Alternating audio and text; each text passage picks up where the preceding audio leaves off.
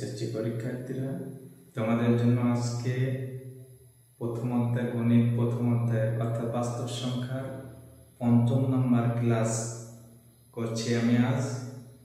আমার আজকের টপিকস আবৃত ভগ্নাংশকে সাধারণ ভগ্নাংশে প্রকাশ। আজকের টপিকস আবৃত দশমিক ভগ্নাংশকে সাধারণ ভগ্নাংশে প্রকাশ।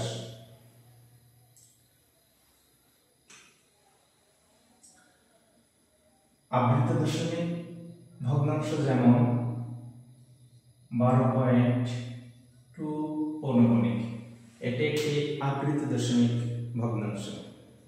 একে যদি আমরা সাধারণ ভগ্নাংশে প্রকাশ করি তাহলে কি পাই একটু দেখি।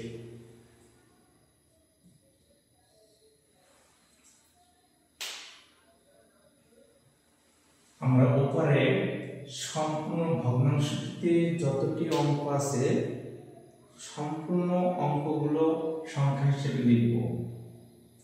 1 2 2 বিয়োগ সম্পূর্ণ সংখ্যাটিতে পৌনঃপুনিক চিহ্ন বাদে যতটি অঙ্ক আছে সকল অঙ্ককে সংখ্যা হিসেবে লিখব। সেক্ষেত্রে পৌনঃপুনিক বাদে দুটি অঙ্ক আছে 1 এবং 2, তাহলে হয় 12। নিচের ক্ষেত্রে আমরা একটু খেয়াল করি,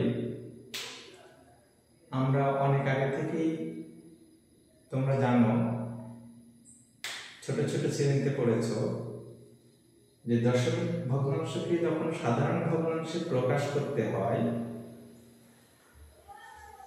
তখন দশমিকের জন্য 1 ধরা হয়, দশমিকের ডান পাশে যত অঙ্ক থাকে সেগুলোর জন্য 0 ধরা হয়। আমরা এই ক্ষেত্রেও তাই করব।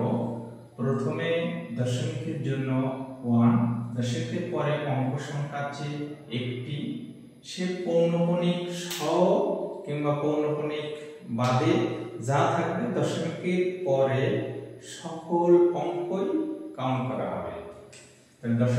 দশমিকের জন্য 1 দিলাম, দশমিকের পরে একটি অঙ্ক আছে তাহলে একটি 0 দিব, বিয়োগ দশমিকের পরে দশমিকের জন্য আবার 1 দিব, দশমিকের পরে যে কয়টি পৌনঃপুনিক বাদে যতটি অঙ্ক থাকবে সব কয়টির জন্য আলাদা আলাদা 0 বসাবো।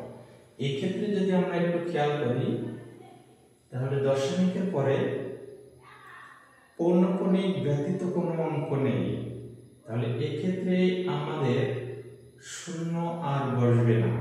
দশমিকের জন্য আমরা যে 1 ব্যবহার করেছি এই 1ই যথেষ্ট। এবার ফলাফল কি হয় দেখি। উপরে বিয়োগ করে আমরা পাই 110, নিচে পেলাম 9। আমরা অবশ্যই জানি এটি একটি অপ্রকৃত ভগ্নাংশ। অপ্রকৃত ভগ্নাংশকে তোমরা সেই 5ম শ্রেণীতে, 4র্থ শ্রেণীতে, 6ষ্ঠ শ্রেণীতে মিশ্র ভগ্নাংশ করা শিখেছো। সুতরাং একে তোমরা মিশ্র ভগ্নাংশ তৈরি করতে পারো। অর্থাৎ 9 কে 9 ক্ষেত্রে থাকে 2, 0 9 দুগুণে 18 থাকে 2, তাহলে সেক্ষেত্রে আমরা পাবো 2/9। অর্থাৎ 12.2 পৌনঃপুনিক একে যদি সাধারণ ভগ্নাংশে প্রকাশ করি তাহলে আমরা পাই 12/2/9। কোন ছাত্রছাত্রী যদি 110/9 রেখে আসে তাহলে সেটাও উত্তর হবে। এই জন্য হবে যেহেতু একটা সাধারণ ভগ্নাংশে প্রকাশ করতে বলেছে। ভগ্নাংশ, সাধারণ ভগ্নাংশ তো আবার 2 প্রকার, একটি হচ্ছে প্রকৃত ভগ্নাংশ আর একটি হলো অপ্রকৃত ভগ্নাংশ। সুতরাং কোনো পরীক্ষার্থী যদি তার পরীক্ষার খাতায় 12.2 পৌনঃপুনিককে সাধারণ ভগ্নাংশে প্রকাশ করতে গিয়ে 110/9 উত্তর হিসেবে দিয়ে আসে, তাহলে সেক্ষেত্রে অঙ্কটি হবে। আমরা একইভাবে যদি আরো লক্ষ্য করি তাহলে পাই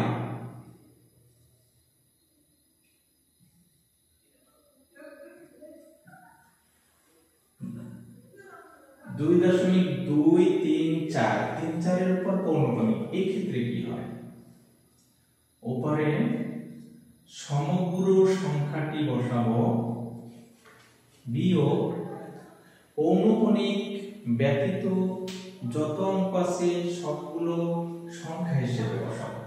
এক্ষেত্রে 22 পাই।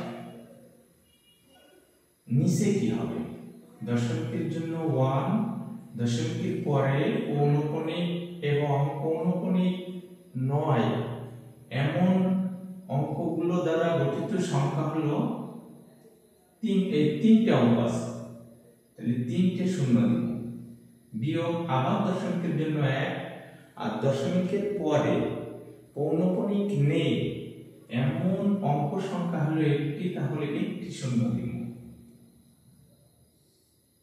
তাহলে উপরে আমরা পেলাম 2 এর কত হলে 4, 2, 2 এর কত হলে 3, 1,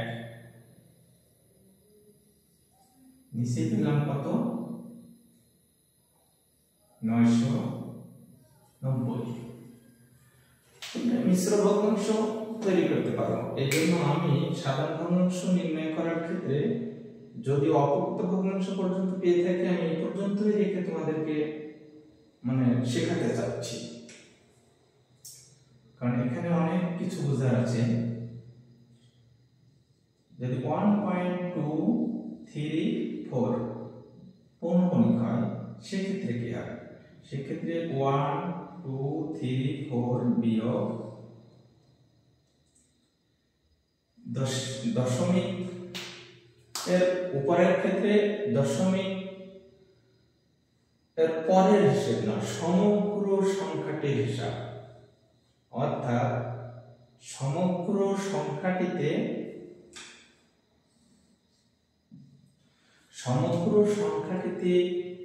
পৌনঃপুনিক ব্যতীত কয়টি অঙ্ক আছে, পৌনঃপুনিক ব্যতীত 1টি অঙ্ক আছে। এই অঙ্কটি সংখ্যা হিসেবে হুবহু বসে যাবে।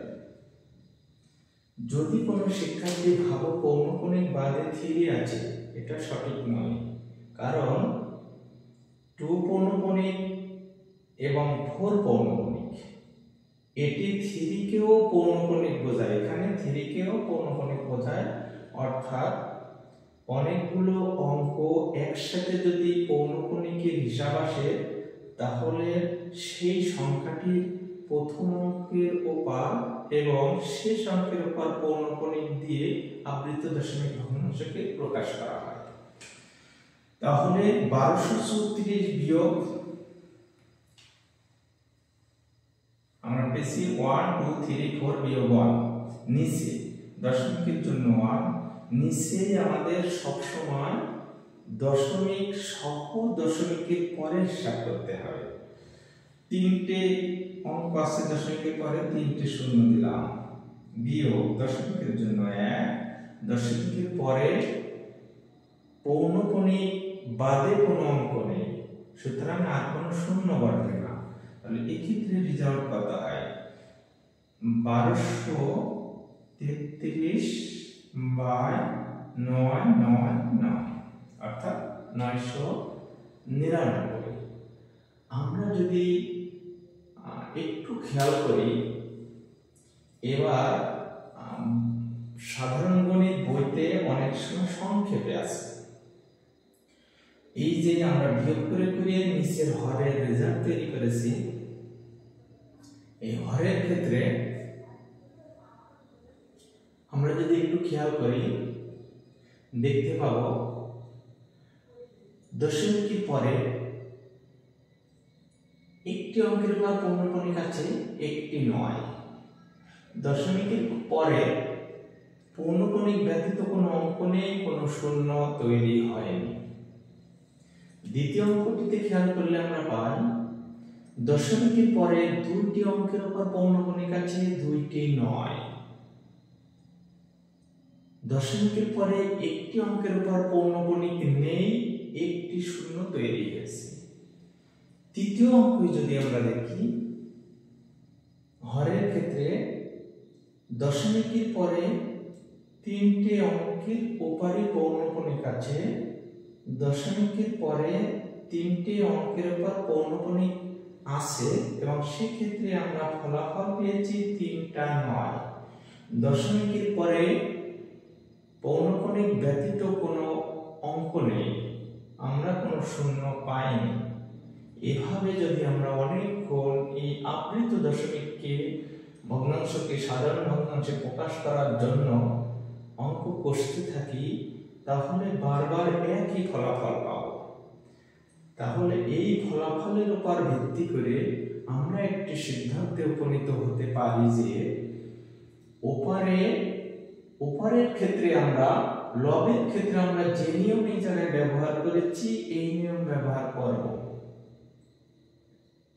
কিন্তু হরের ক্ষেত্রে লবের ক্ষেত্রে আমাদের নিয়মটা মনে আছে কিনা আর একবার দেখি। লবের ক্ষেত্রে প্রথমে সমগ্র সংখ্যাটি দশমিক ও পৌনঃপুনিক বাদে বসবে, বিয়োগ দিয়ে সমগ্র সংখ্যাটিতে পৌনঃপুনিক বাদে মোট অঙ্ক কয়টি আছে সকল অঙ্ক মিলে সংখ্যাটি বসবে। নিচের ক্ষেত্রে আমরা একটা সিদ্ধান্ত, সহজ সিদ্ধান্তে উপনীত হতে পারি যে দশমিকের পরের অঙ্কগুলোতে যতটি অঙ্কের উপর পৌনঃপুনিক থাকবে ততটি 9 বসাবো এবং দশমিকের পরে যতটি অঙ্কের উপর পৌনঃপুনিক থাকবে না, অর্থাৎ পৌনঃপুনিক ব্যতীত অঙ্ক, যতটি পৌনঃপুনিক ব্যতীত অঙ্ক থাকবে তার হিসাব করে শূন্য বসাবো। নিশ্চয়ই তোমাদের মনে থাকবে। আর এই সহজ নিয়মটা অনেকগুলো অঙ্ক কষার পরে আমরা দেখছি যে একটা সহজ নিয়ম আমরা পেয়ে যাচ্ছি এবং এই নিয়মটিও বইতে আছে, কিন্তু তোমাদেরকে